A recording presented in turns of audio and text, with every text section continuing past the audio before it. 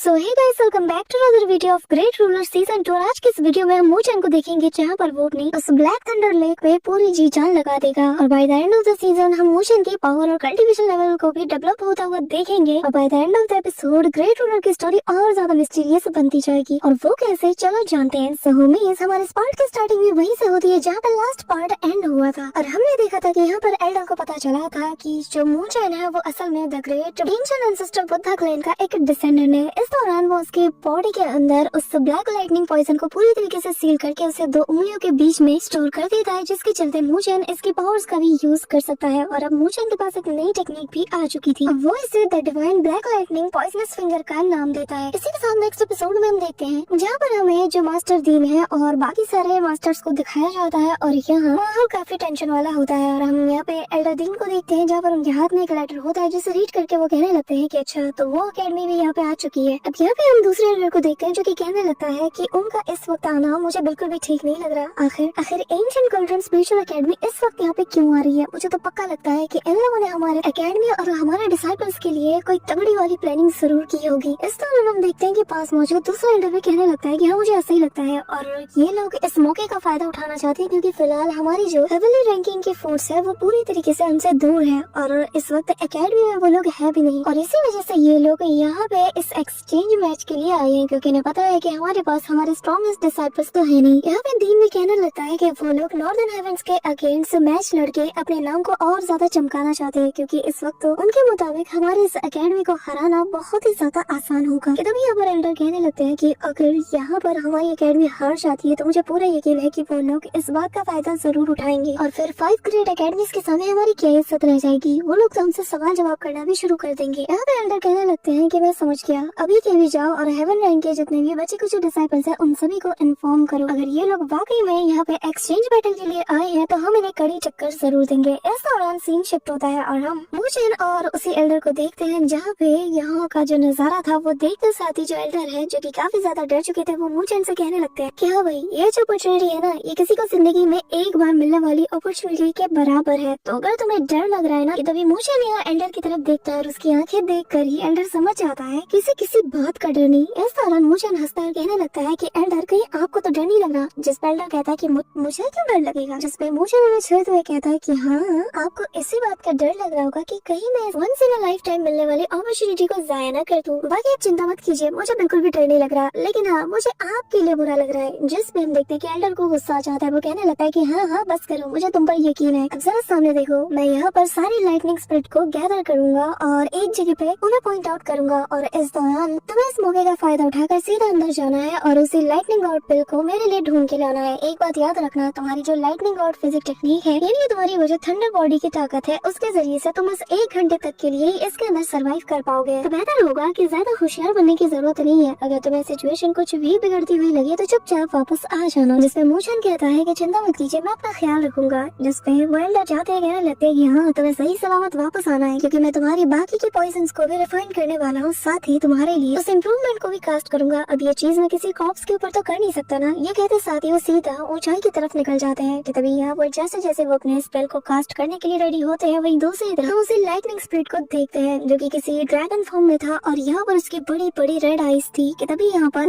साथ ही red colour की thunder lightning से हर जगह अटैक करती है। इस दौरान हमें यहाँ पर एक व्हेल की शेप की स्पिरिट भी नजर आती है जो कि यहाँ पर इसी थंडर के अंदर बहुत आराम से ट्रैवल कर रही थी। कि तभी एल्डर बताने लगते हैं कि बच्चे जरा गौर से देखना मेरी ट्रू पावर्स को, क्योंकि ये एक ऐसी चीज है जैसे कि हर कोई विटनेस नहीं करता। अब यहाँ पे हम देखते हैं कि वो जो व्हेल था वो असल में एल्डर की मास्टर की हुई स्पिरिट फॉर्म थी। इस दौरान यहाँ पे मूचन भी हैरानी के साथ देखकर कहता है कि अच्छा, तो ये है सीनियर की ट्रू पावर। और तभी यहाँ पर उस थंडर स्पिरिट जो कि ड्रैगन की शेप में था उसकी तरफ देखते हुए एल्डर कहने लगते हैं कि आज मैं तुझे बहुत ही अच्छा सबक सिखाऊंगा। ये कहते साथ ही वो सीधा उसके ऊपर अटैक कर देते हैं। अभी यहाँ पे ये जो अटैक किया गया था ये असल में मूचन के लिए सिग्नल था। तो वही मूचन को देखते हैं जो कि उस थंडर लेक के अंदर समा जाता है और अपनी थंडर बॉडी टेक्निक को भी वो पूरी तरीके से एक्टिवेट कर लेता है। इस दौरान मूचन तेजी से आगे बढ़ते हुए कहता है कि मुझे जल्द से जल्द उस चीज को ढूंढना ही होगा, इससे पहले कि एल्डर पूरी तरीके से एग्जॉस्ट हो जाए। अब यहाँ पे हम देखते हैं कि मूचन के ऊपर काफी सारी रेड कलर की जो लाइटनिंग चेन्स है उससे हमला हो जाता है, जिससे डॉज करते हुए मूचन को आगे बढ़ने में दिक्कत आती है। पर तभी वो खुद से कहता है कि मुझे जल्द से जल्द यहाँ से निकलना ही होगा। जितना ज्यादा मैं डीप में जा रहा हूँ उतनी ज्यादा यहाँ का जो प्रेशर है वो बढ़ रहा है। इसी के साथ सीन शिफ्ट होता है और हम एकेडमी के अंदर का सीन देखते हैं जहाँ पे हम देखते हैं कि सभी लोग आसपास मौजूद थे और वो सभी लोग आपस में बस बात कर रहे थे कि आखिर इस वक्त ये मैच क्यों रखा गया है। इस दौरान यहाँ पर बाकी कैरेक्टर्स भी आ जाते हैं कि तभी यहाँ पर उनके सामने अरीना के पास एक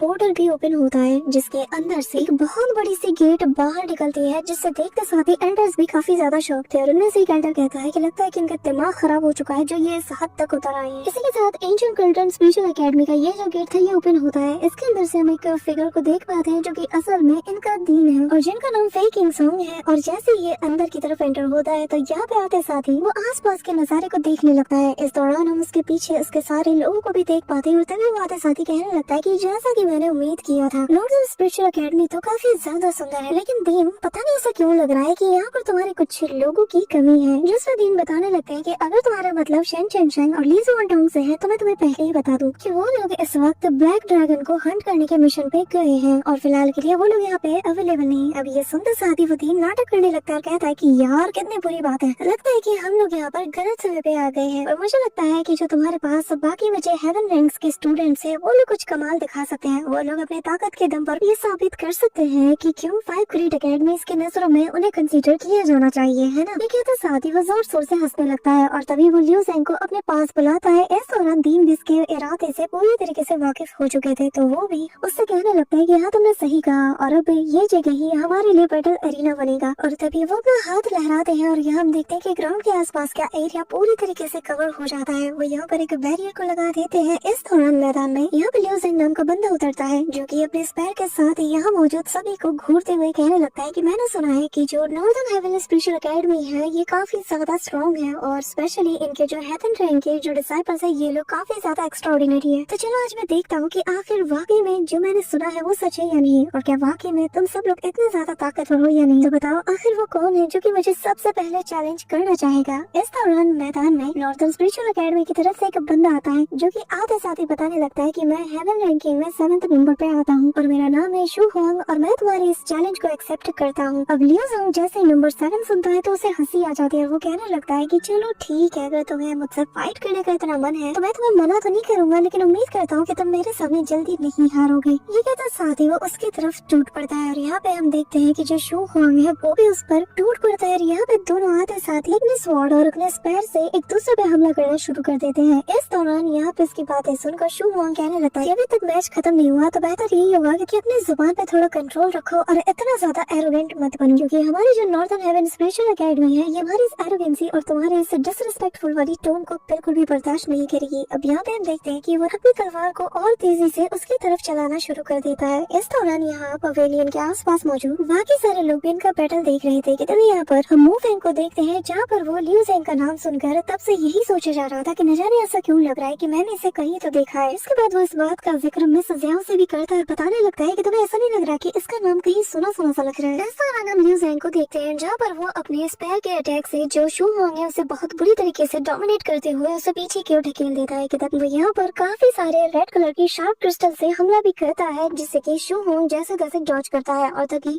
वो शू हुआंग की तरफ काफी सारे अपने स्पेयर के क्लोन्स को भी थ्रो करता है जिससे कि यहाँ पे शू हुआंग अपने स्वॉर्ड को घुमाकर डॉज कर देता है। लेकिन इस दौरान लियू ज़ेंग के अटैक और ज्यादा इंटेंस होते जाते हैं और वो फिर उसके सामने आकर उसके ऊपर हमला करते हुए कहता है कि ऐसा लगता है कि नॉर्दर्न हेवन स्पिरिचुअल एकेडमी में बस तुम्हारे जैसे कचरे भरे हुए हैं। यहाँ पे हम देखते हैं कि शू हुआंग उसके स्पेयर अटैक को रोक लेता है अपने ब्लेड के जरिए से और तभी वो यहाँ पर अपने डेसोलेट गॉड ब्लेड नाम की टेक्निक का यूज करता है जहाँ पे हम देखते हैं कि एक जायंट सा स्पिरिचुअल हैंड जिसके हाथ में बहुत बड़ी सी तलवार थी वो बाहर निकलती है और वो घुमा के सीधा इसकी तरफ उसे चला के मारता है। यहाँ पे लियू ज़ेंग भी अपने स्पेयर को सीधा उस ब्लेड की तरफ दे मारता है और यहाँ एग्जैक्ट पॉइंट पे जाके वो लगता है इतना ज्यादा इम्पैक्ट होता है कि यहाँ पर वो स्पिरिचुअल हैंड और वो ब्लेड पूरी तरीके से डिस्ट्रॉय हो जाता है। इससे पहले शू हुआंग को रिएक्ट कर पाता लियू ज़ेंग इमीडिएटली अपने फ्लेम पावर का यूज करते हुए फ्लेम ऑफ फ्यूनरल नाम की टेक्निक का यूज करता है जहाँ पे हम देखते हैं कि एक बहुत बड़ी सी टोर्नेडो फ्लेम से बन जाती है जो कि यहाँ पर अंदर ही अंदर शू हुआंग की बॉडी को रिफाइन करना शुरू कर देती है जिसके चलते उसे काफी ज्यादा पेन होता है और वो चिल्लाना शुरू कर देता है। ये देखकर मिस ज़ियाओ को और बाकी सबको काफी ज्यादा गुस्सा आता है कि तभी यहाँ पर मू फेंग को याद आ जाता है कि आखिर इसने कहाँ देखा था और वो बताने लगता है कि ये तो वही स्टूडेंट है जिसे कि एक्सपेल कर दिया गया था, है ना, और इसे एंट्रेंस एग्जाम के दौरान ही एक्सपेल कर दिया गया था क्योंकि इसने बस एक मामूली सी टोकन के लिए फेलो डिसाइपल की जान ली थी। यहाँ पे एल्डर ज़ाओ उसकी मदद करने चाहते हैं लेकिन यहाँ पे जो दीन था वो उसे रोकते हुए कहने लगता है कि यार लियू ज़ेंग तुम्हें थोड़ा ख्याल रखना चाहिए कि ये बस एक कंपटीशन है। जिसके साथ ही उसके इशारा पाते ही यहाँ पे लियू ज़ेंग भी अपने अटैक को रोक देता है कि तभी एल्डर ज़ाओ जाकर यहाँ यहाँ पर शो हुआंग को ट्रीट करना शुरू कर देते हैं और यहाँ पे हम देखते हैं किंग शोंग बेशर्मी के साथ हंसते हुए कहने लगता है कि जरा देखो, ये वही लड़का है जिसे कि तुम्हारी एकेडमी ने पूरी तरीके से नेग्लेक्ट कर दिया था, तुम लोगों को तो टैलेंट की कदर ही नहीं। अब यहाँ पे इसके टेम्पर को देखकर दीन काई टोंग कहने लगते हैं कि इसका टेम्पर हमारे नॉर्दर्न हेवनली स्पिरिचुअल एकेडमी के आइडियल से बिल्कुल भी मैच नहीं खाता, इसी के चलते हमने इसे एक्सपेल कर दिया, लेकिन लगता है कि ये तुम्हारी एकेडमी के साथ काफी अच्छे से तालमेल रखता है। अब यहाँ हम देखते हैं कि जो लेई सॉन्ग है वो काफी सारे स्टूडेंट्स को भला बुरा कहता है, कहने लगता है कि तुम्हारी एकेडमी को तो टैलेंट को पहचानने की कदर ही नहीं है, तुम लोगों ने मुझे ठुकरा दिया और आज देखो कोई भी मेरा यहाँ सामना नहीं कर सकता। कितने अफसोस की बात है। वहाँ पे हम देखते हैं कि इसकी बकवास सुनते साथ ही जो मिस जियाओ है उसे तो काफी ज्यादा गुस्सा आता है और वो इसका मुंह कुचलने के लिए आगे बढ़ ही रही थी कि तभी मिस सू शुआन उसे रोक लेती है और कहने लगती है कि नहीं, तुम नहीं जाओगी। इसी के साथ वो मैदान में उतरती है और बताने लगती है कि मेरी जो रैंकिंग है वो हेवन रैंकिंग में 4th पे है और मेरा नाम सू शुआन है। अब यहाँ पे देख कर लिu सॉन्ग कहने लगता है कि उम्मीद करता हूँ कि नंबर 7 से तो तुम थोड़ी देर ज्यादा टिक पाओगी। इसी दौरान हम मूचेन को देखते हैं जहाँ पर वो अभी भी उसी थंडर लेक के अंदर मौजूद था, अभी भी उसी लाइटनिंग रॉड बिल को ढूंढने में लगा हुआ था और वो कहने लगता है कि मुझे डर है कि मैं वक्त रहते इसे ढूंढ नहीं पाऊंगा और ये जो लाइटनिंग सी एरिया है ये पूरी तरीके से मुझे डिवोर कर लेगा। लेकिन मूचेन फिर भी हार नहीं मानता है। इस दौरान वो काफी जगह पे चेक करता है और कहने लगता है कि जो सीनियर नॉर्थ सी ड्रैगन है उनके अकॉर्डिंग मेरा जो लाइटनिंग फिजिक टेक्निक है और यहाँ इस थंडर लेक के अंदर जो ओरिजिन एनर्जी है थंडर की, उनका सोर्स सेम ही है। तो मेरे ख्याल से अगर मैं यहाँ की थोड़ी सी लाइटनिंग को ऑब्जर्व करूँ तो शायद मैं उसे ट्रेस कर पाऊँ कि आखिर वो जो लाइटनिंग गॉड पिल है वो कहाँ मौजूद है। ये कहते साथ ही वो यहाँ पर एक थंडर बॉल को अपने हाथों से जैसे ऑब्जर्व करने जाता है, ऊपर से सीनियर कहने लगते हैं कि बच्चे पागल हो गए हो क्या, मैं कोई दूसरा रास्ता ढूंढ लूंगा ब्रेक थ्रू करने के लिए, तुम्हें अपनी जान को सेक्रीफाइस करने की जरूरत नहीं है, ये बहुत ज्यादा खतरनाक है। अब यहाँ पे मूचेन कहने लगता है कि सीनियर ने इस वक्त के लिए लंबे समय से इंतजार किया है, मैं उन्हें ऐसे नाकाम नहीं होने दे सकता। जिसके बाद वो कहने लगता है कि सीनियर मैं ऐसे पीछे नहीं हट सकता, अगर मैं यहाँ पर आया हूँ तो मैं हर हाल में उस लाइटनिंग गॉड पिल को ढूंढ के ही ले जाऊंगा। आपने मुझ पर भरोसा दिखाया है, मैं उस भरोसे को टूटने कैसे दे सकता हूँ। ये कहते साथ ही वो दोनों हाथ उस एनर्जी बॉल के अंदर डाल देता है जिसके चलते उसके बॉडी में काफी तेजी से बिजली के झटके भी लगने लगते हैं, लेकिन वो फिर भी हार नहीं मानता। इस दौरान हम सीनियर को देखते हैं जहाँ पर वो इमोशनल होते हुए कहता है कि बच्चे मानना पड़ेगा, तुम्हारे अंदर बहुत दम है, मैं तुम्हारे इस ग्रेटिट्यूड को कभी भी नहीं भूलने वाला। और वो अपने आंसू पूछने लगता है, जो सुनकर मूचेन चिल्लाते हुए कहता है कि मैं अभी मरा नहीं हूँ। इसी के साथ ही यहाँ पे हम देखते हैं कि मूचेन उसे ट्रेस करने लगता है और फाइनली उसे उसका पता भी चल जाता है कि वो यहाँ पर बाकी सारे जो थंडर बॉल्स है इन्हीं के बीच में एक बड़े से थंडर बॉल के पास में छिपी हुई है। इस दौरान बाकी सारी जो रेड लाइटनिंग चेन्स है वो मूचेन पे हमला कर देती है, लेकिन मूचेन को जैसे इसका पता चल जाता है तो वो अपने हाथों को छुड़ाते हुए कहने लगता है कि मुझे वो मिल गया और तभी मूचेन निकल पड़ता है उसे हासिल करने। यहाँ पे हम देखते हैं कि ये जो रेड लाइटनिंग चेन्स थी उसका रास्ता रोकने की पूरी कोशिश करते हैं, ऊपर नीचे दाएं बाएं हर तरफ से मूचेन के ऊपर हमला होता है, लेकिन इसे बचते बचाते मूचेन उसी जगह पर पहुंच जाता है जहाँ पर की वो जो लाइटनिंग गॉड पिल है वो मौजूद था, जहाँ पे वो देखता है कि एक जाइंट सा पत्थर है जिसके सेंटर में एक चीज ग्लो कर रही है। इस दौरान मूचेन कहता है कि बस थोड़ी देर, और यहाँ पे हम देखते हैं कि पीछे से सारे रेड लाइटनिंग चेन्स उसके ऊपर धावा बोल चुकी थी, जिसके साथ ही मूचेन फाइनली उस लाइटनिंग गॉड पिल को पकड़ लेता है, लेकिन इस दौरान सारी रेड लाइटनिंग चेन्स उसके ऊपर हमला कर देती है और उसे काफी तेजी से बिजली के झटके लगते हैं, जिसके चलते उसे काफी ज्यादा पेन होता है और वो बिल्कुल अनकॉन्शियस होकर मरने लगता है क्योंकि उसकी सारी एनर्जी भी एग्जॉस्ट होने लगती है। पर तभी उसके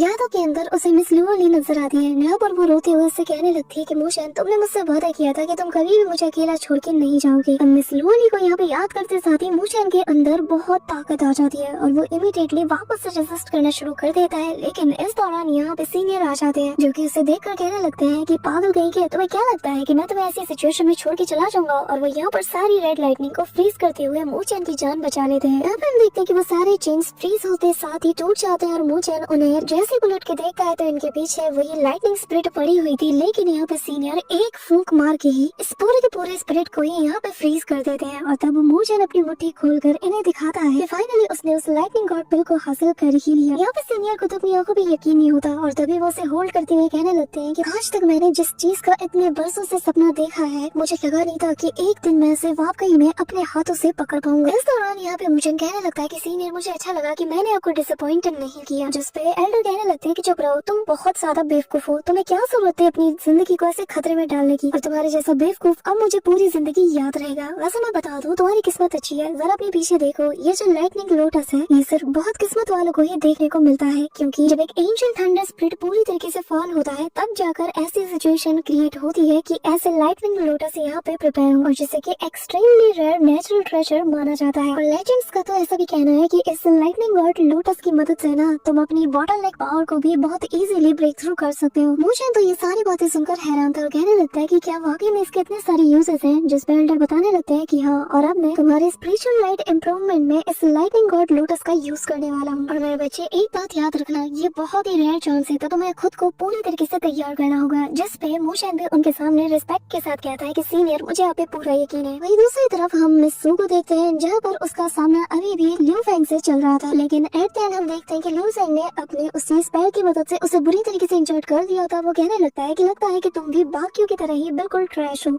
यहाँ पे हम देखते हैं कि मिस्सू की बहन को तो काफी ज्यादा गुस्सा आता है और वो कहने लगती है कि आखिर इसकी हिम्मत कैसे हुई कि इतने नॉर्मल से मैच में इतने एक्सट्रीम पावर का यूज करने की, आखिर उसको क्या जरूरत थी। तभी यहाँ पे हम देखते हैं कि जैसे ही एल्डर इंटरफेयर करने लगते हैं, तभी यहाँ पे कल्ड्रन स्पेशल एकेडमी का जो एल्डर है, यानी कि जो डीन है, वो कहने लगता है कि अभी तक आपके स्टूडेंट ने सरेंडर नहीं किया, तो आखिर आप किस हक से इंटरफेयर करने जा रहे हैं, क्या ये सही होगा। ये सुनकर एल्डर खुद को रोक लेते हैं, लेकिन मिस्सू की बहन आकर उन्हें बचा लेती है और उन्हें पवेलियन के बाहर ले जाती है और कहने लगती है कि सिस, क्या आप ठीक हो, चिंता मत करना, मैं आपका बदला जरूर लूंगी। ये कहते साथ ही वो बैटल अरीना में जाने लगती है, लेकिन तभी मिस्सू उसे रोक लेती है और कहती है कि प्लीज तुम मत जाना। यहाँ पे हम देखते हैं कि मो फेंग और मिस ज़ाओ दोनों को इसके लिए काफी ज्यादा बुरा लगता है। वहीं दूसरी तरफ लियू फेंग कहने लगता है कि हेवनली स्पिरिचुअल एकेडमी बस नाम की एकेडमी है और 5 ग्रेट एकेडमीज में तो ये शुमार भी नहीं की जानी चाहिए। तुम्हारे बारे में इतनी बड़ी बड़ी बातें सुनी थी, लेकिन तुम में से कोई सिंगल एक बंदा ऐसा नहीं जो कि मुझे यहाँ पर एक ठीक ठाक फाइट दे सके, और इसलिए मुझे लगता है कि इस so called heavenly spiritual academy को तो एग्जिस्ट करना ही नहीं चाहिए। ये कहते साथ ही वो बिना कुछ सोचे समझे पवेलियन की तरफ अपने स्पेयर को चला देता है, जिसे देखकर बाकी सारे एल्डर्स उसे रोकने की कोशिश करते हैं, लेकिन तब तक देर हो जाती है। लेकिन इसी दौरान यहाँ पे हम देखते हैं कि अचानक से उसके स्पेयर को कोई काउंटर करता है और वो सीधा उसके पैर के पास जा गिरता है। तभी यहाँ पर बर्फ गिरने लगते हैं और सभी लोग आसपास देखने लगते हैं, और यहाँ इस मौके पर एंट्री होती है मिस लोली की। आसपास बर्फ भी गिरने लगते हैं और सभी लोग मिस लोली को देखकर हैरान थे। इस दौरान मिस लोली को जैसे ही लियू फेंग देखता है तो वो थोड़ा हंसने लगता है। इस दौरान यहाँ पर सभी लोग कह रहे थे कि ये तो मिस लोली है जो कि नंबर 10 पे है। कि तभी यहाँ पर मिस सू की सिस्टर कहने लगती है कि लोली प्लीज प्लीज मेरी सिस्टर को अवेंज जरूर करना, जिस पे मिस लोली अपना सर हाँ में नोट करते हुए जवाब देती है। अब यहाँ पे लियू फेंग जैसे नंबर 10 सुनता है तो वो हंसने लगता है और कहता है कि तुमसे पहले नंबर 7 और नंबर 4 अपनी किस्मत आजमा के देख चुके हैं, तो तुम्हें क्या लगता है तुम मेरा क्या बिगाड़ सकती हो। हाँ, ये कहने साथ ही वो जोर शोर से हंसता है और कहने लगता है कि लगता है अब वक्त आ चुका है कि जो नॉर्दर्न हेवनली स्पिरिचुअल एकेडमी है, इसे one of the 5 great academy होने का टाइटल पूरी तरीके से गिव अप कर देना चाहिए, क्योंकि तुम लोग इस लायक ही नहीं। मुझे एक्सपेल किया था, हाँ मुझे, आखिर तुम लोगों को हक किसने दिया। हाँ, तुम लोग इस लायक ही नहीं कि तुम मुझे एक्सपेल करो। आज मैं तुम सभी को और तुम्हारे जैसे ट्रैशर्स को हमेशा हमेशा के लिए खत्म कर दूंगा। और तभी वो अपने पावर्स को एक्टिवेट करते हुए यहाँ पर काफी सारे पोर्टल्स को बना लेता है और फिर उनमें से हर एक स्पेयर को पकड़ते साथ ही मिस लोली की तरफ थ्रो करता है, लेकिन मिस लोली अपनी जगह से हिलती तक नहीं, बिल्कुल वहीं पे खड़े खड़े अपने स्वॉर्ड से सारी के सारे स्ट्राइक्स को वो ढेर कर देती है। और तभी ये बंदा कहने लगता है कि अच्छा, तो तुम खुद को कुछ ज्यादा ही समझ रही हो, अब जरा देखो। और तभी वो अपने वॉर स्पेयर नाम की टेक्निक का यूज करते हुए स्पेयर को थ्रो करता है। कि तभी miss lolly water transform sword नाम की टेक्निक का यूज करती है। जैसे ही वो बहुत कूल वे में अपने स्वॉर्ड को जमीन पे रखती है, तो यहाँ पर उसके आसपास बबल से एक एरिया बन जाता है, साथ ही जिससे काफी इंटेंस अमाउंट में डिस्ट्रक्शन फोर्स बाहर निकलता है। ये देखकर फेक किंग चिल्लाते हुए लियू फेंग को रोकने की कोशिश करता है, लेकिन जैसे ही लियू फेंग के वो स्पेयर सीधा उसके बैरियर से टकराता है, तो अचानक से लियू फेंग को भी समझ नहीं आने लगता है कि आखिर इसके आसपास इतनी पावरफुल ऑरा कहाँ से आ रही है। पर तभी यहाँ पर एक जोरदार एक्सप्लोजन होता है और यहाँ पे हम देखते हैं कि मिस लोली ने लियू फेंग को फ्लाइंग जेट बना दिया था और अगले ही पल वो मुंह के बल जमीन पे गिरता है और सभी लोगों में खुशी की लहर छा जाती है। सभी लोग मिस लोली को चीयर अप करते हैं क्योंकि वो जीत गई थी। मिस ज़ाओ और मिस सू की छोटी बहन ये दोनों तो खुशी के मारे झूम उठते हैं। कि तभी हम देखते हैं कि जो डीन फेकिंग सॉन्ग है उसे ये चीज बिल्कुल अच्छी नहीं लगती। वो अपनी ऑरा को रिलीज करके सभी को खामोश कराते हुए कहता है कि बहुत अच्छे, मुझे लगा नहीं था कि तुम्हारे पास कोई डिसाइपल होगा जो कि लुआ गॉड क्लैन से बिलोंग करता है, लेकिन हमारे पास भी डिसाइपल्स की कमी नहीं। और मैंने कभी नहीं कहा कि लियू फेंग मेरा सबसे स्ट्रॉन्गेस्ट डिसाइपल है, बल्कि हमारे पास तो एक स्पेशल गेस्ट है जो कि तुम लोगों को बराबर की टक्कर देगा। साथ हम यहाँ पे देखते हैं कि जैसे मिस लोली दूसरे डायरेक्शन देखती है, तो यहाँ पर शोशी नाम का एक बंदा बाहर आता है जो कि मिस लोली को देखकर कहता है कि लोली, तो आखिरकार तुमने अपना चेहरा दिखाई दिया, अब तो तुम्हें मारने में और ज्यादा मजा आएगा। यहाँ पे हम इस बंदे की आंखों में फुल किलिंग इंटेंट को देख पाते हैं और यहाँ पे ये बंदा यानी कि शोशी हेवनली रैंकिंग के मिड फेज से गुजर रहा है। यानी कि गाइस नेक्स्ट एपिसोड में काफी ज्यादा मजा आने वाला है क्योंकि मिस लोली को अच्छी खासी टक्कर मिलने वाली है। और गाइस नेक्स्ट एपिसोड में और भी ज्यादा मजा आएगा क्योंकि नेक्स्ट एपिसोड में हमें मार्शल यूनिवर्स का लिन डोंग इसमें नजर आने वाला है और जो कि बिल्कुल बैटल थ्रू द हेवन के शाओयान की तरह अपने पीक फॉर्म में ही इसमें दिखाया जाएगा और इसकी पावर और कल्टीवेशन लेवल क्या है ये तो अब हमें नेक्स्ट एपिसोड में ही पता चलेगा। और गाइस जैसे हम यूट्यूब चैनल पर काफी सारी डोंगवास को अपलोड करते हैं, फिर चाहे वो सोल लैंड हो, BTTH हो या फिर परफेक्ट वर्ल्ड हो, ऐसे ही हम काफी सारी डोंगवास जैसे कि द लेजेंड ऑफ जानवू, beyond the times, eclipse illusion और ऐसे ही काफी सारी जो सीरीज है इन्हें हम हमारे फेसबुक पेज पर अपलोड करने वाले हैं। तो डिस्क्रिप्शन या कम्युनिटी पोस्ट में लिंक तुम्हें मिल जाएगा, तो फटाफट से जाके फॉलो कर लेना क्योंकि नेक्स्ट वीक से उसमें सारा कंटेंट तुम्हें देखने को मिल जाएगा। So that's it for today guys. I hope कि तुम सबको आज की वीडियो काफी ज्यादा पसंद आई होगी। अगर हाँ तो वीडियो को लाइक करना, चैनल पे नए हो तो सब्सक्राइब करना। तो मिलते हैं नेक्स्ट वीडियो में, तब तक के लिए बाय।